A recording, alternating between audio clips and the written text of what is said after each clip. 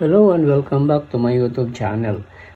Ang share ko sa inyo ngayon na isang paraan na pwede nyong gawin kapag nagkaroon ng problema ang inyong ECDIS na pwede nyong gamitin in case of emergency during navigation. Halimbawa na during navigation ay bigla na lang na hindi ninyo ma-access ang inyong chart ng inyong ECDIS at wala na kayong hindi nyo na magamit ngayon for navigation. Ang pwede natin gawin kapag may ganitong klase ng emergency is to change yung HDD drive. Kasi normally, kapag nag-install kami ng ECDIS at o kaya nagre-repair kami ng ECDIS, lagi namin siniset yung hard disk drive na dual. Ibig sabihin, parehong gumagana yung HDD1 at saka HDD2.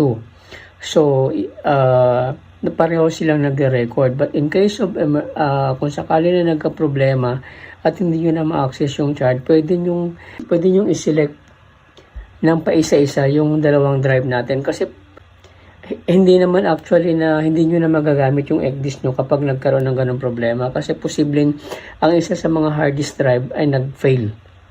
So, since na meron tayong dalawang hard disk drive, yung HDD1 at saka HDD2, there is a possibility na pwede pa natin magamit yung yung pangalawang HDD which is considered as backup. Kasi yung HDD1, ito yung master natin. Master HDD.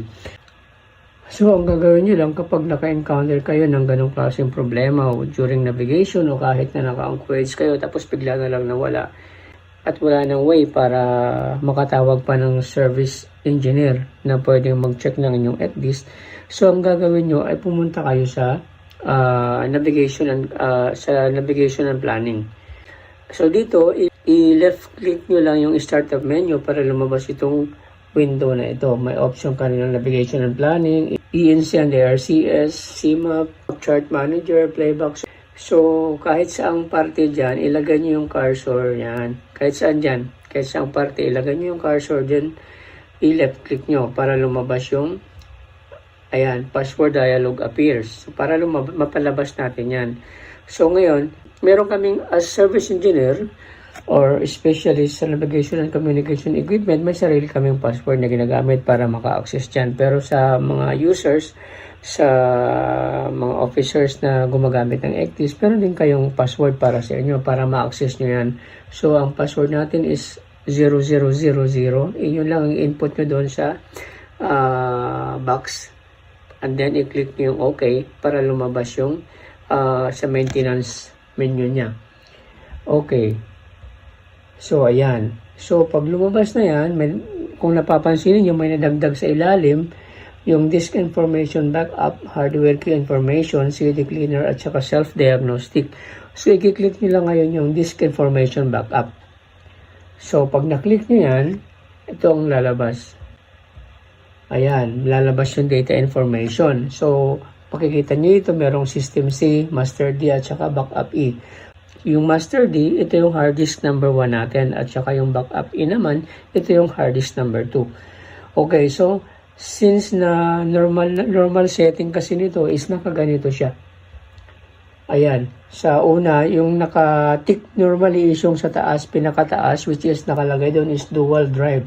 Disk 1 and 2, or D&E drive. Ayan, dual ang kanyang setting. So, pareho silang gumagana. Pareho silang nag-record. So, in the case na hindi nyo na ma-access yung chart, there is a possibility kasi na nagka-problema yung master disk 1 ninyo. Kaya hindi nyo na ma-access yung chart. So, since na yung disk number 2 naman, meron din siyang same data na kung ano yung nasan doon sa disk number 1, meron din siyang copy ng chart sa backup nyo. I-select nyo yung backup drive disk 2. So, yun na yung mangyayari. Bali, yun na yung gagamitin ninyo. Ngayon, pag nalipat nyo na yung cursor, ay na-tick nyo na yung pinakahuli, i-click nyo lang yung set. So, after nyo mag-click yung set, kailangan nyo mag-restart ng inyong ECDIS. Para sa pag-start ng inyong ECDIS, ang babasahin ng inyong ECDIS ngayon ay yung hard disk number 2. Iba-bypass nyo yung hard disk number 1 kasi kapag may problema yung hard disk number 1, hindi na siya magtutuloy. Hindi na siya magtutuloy sa yung initialization. Normally, nagkakaproblema siya sa initialization. Hindi na siya nagtutuloy, hindi na siya nagbubukas ng navigation and planning. natitigil na siya kasi nga may problema. Hindi niya na mabasa yung software doon sa hard disk number 1. So, ang kailangan natin gawin is kailangan mabasa ng ECDIS yung hard disk number 2. So, after nating ma-change yung tick ng backup instead na dual, ang gamitin natin is yung backup drive. So, yun ang ititik natin. Then, after that, restart. And then, pag walang problema yung hard disk 2 ninyo, mag-restart at magagamit nyo na yung ECDIS. On the way dun sa inyong destination, pwede na kayo mag-arrange ng service engineer na pupunta doon sa barko nyo pagdating nyo sa port na pupuntahan ninyo. So, ganoon na, para doon na niya gawin ang pagre-repair ng inyong nasirang hard disk drive. Most likely is papalitan nyo yun. Okay, so ayan yung pwede nyong gawin in case of emergency. So, for backup naman ng mga files niyo, pwede kayong pumunta pwede nyong gamitin yung file manager lang. Dito sa main, ayan. Yan, dito sa main, i-click nyo lang yan at hanapin nyo yung file manager.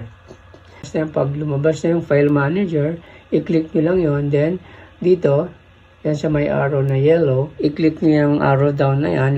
Lalabas na yung iba't ibang klase ng file. So, kung root ang gusto nyo i-save, pipiliin nyo lang yung root file o route file, yan. So, ngayon, itong sa pangalawa, itong sa may color na yellow-green, so yan yung local disk, yan yung magiging source. Diyan nakasave yung inyong mga files, iba't ibang files ginawa ninyo sa inyong ECDIS, yung nakasave nyo na files. So, pwede nyo i-select one by one. So, pwede nyo rin siyang i-select all para isahan na lang ang pag-copy, pag-export sa USB, RTN file ninyo. Pero dito, pag dito kayo nag-export pag ito yung file na in-export ninyo, ang purpose nito is talagang for backup lang. Hindi mo siya pwedeng buksan or i-edit. Unlike kapag doon ka mismo sa route na export ng file, ang file na yun kasi is CSV file, so pwede mo siyang i-edit sa computer. Sa labas ng ECDIS, pwede siyang i-edit. So, ito namang mga file dito sa right side, ito yung existing file na nasa USB drive ninyo. So, matadagdagan lang yan yung ililipat natin na file. So, kapag na-highlight na natin yung ating mga files dito sa left side, yung i-export natin na route file, so, automatic, o pwede mong i-select all, yung kung gusto mo lahat yan i-export, automatic yung copy na yan is ma-highlight. So, pag highlighted na yan, i-click nyo lang yan, then automatic matatransfer na siya doon sa USB ninyo. Ayan. So, in the same way, kung halimbawa na from USB naman, ibabalik mo na siya ngayon doon sa ECDIS. So, pwedeng through file manager pa rin. So, ang mangyayari nga lang is from USB ka naman papunta sa ECDIS. So, mababaliktad lang yung procedure. So, kapag gano'n naman ang nangyari, ito namang sa baba na copy, siya naman yung ma-highlight. Ayan, kapag galing sa USB to ECDIS. So, kapag na-highlight na yan at kapag nakaselect ka na ng mga file na from USB na ibabalik mo doon sa yung ECDIS, ma-highlight na yan. At kapag na-highlighted na yan, pag-click mo nyan, matatransfer naman siya ulit pabalik sa ECDIS. So, ganun lang siya. So, dapat kasi magba-backup din tayo ng file talaga, especially ng mga ginagamit natin sa navigation kasi just in case na mag-fail yung inyong ECDIS, biglang magka-problema na hindi natin ina-expect, at least nakasave yung mga files ninyo, especially yung mga route files ninyo, para mas hindi na kayo gagawa ulit ng panibago. Ayan. So, paano mo ba i-handle yung file manager? So, dito sa route file, pwede mo siyang i-transfer from local disk to DVD, floppy, USB, at saka through SIP-LAN. Sa user map naman, ganoon din, naka-check siyang lahat. Sa on-track naman, hindi siya pwede sa DVD, sa floppy disk, at saka sa SIP-LAN. Sa target track, hindi rin siya pwede sa DVD, floppy, at saka SIP-LAN. Ang screenshot ninyo, nakasave siya sa local disk, pero hindi siya pwedeng sa USB lang siya pwedeng i-transfer. Ayan. Then, sa screenshot auto naman, ganun din. Sa USB lang din siya pwedeng i-transfer.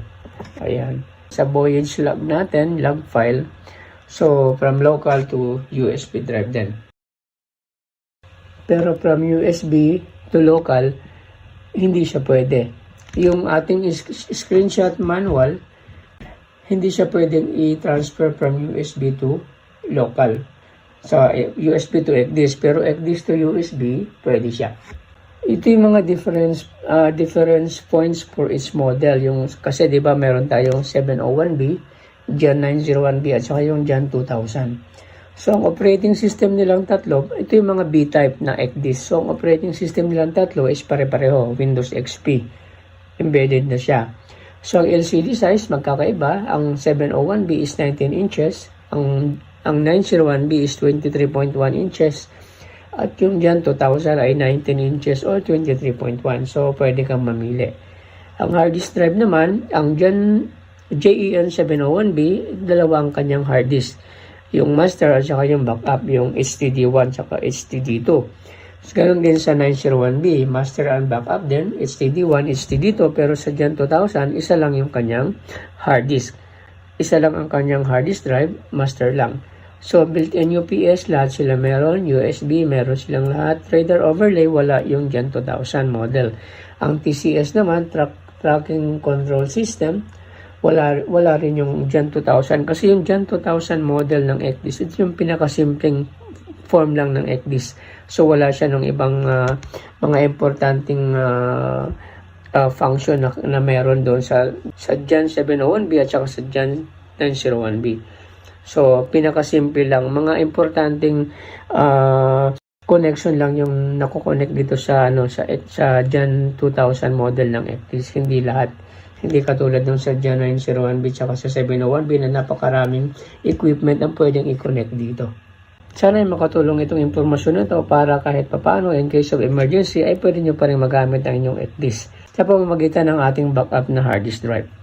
See you again next time, and please don't forget to like and subscribe to my YouTube channel and hit the notification bell para updated kayo palagi sa mga bagong videos na i-upload ko.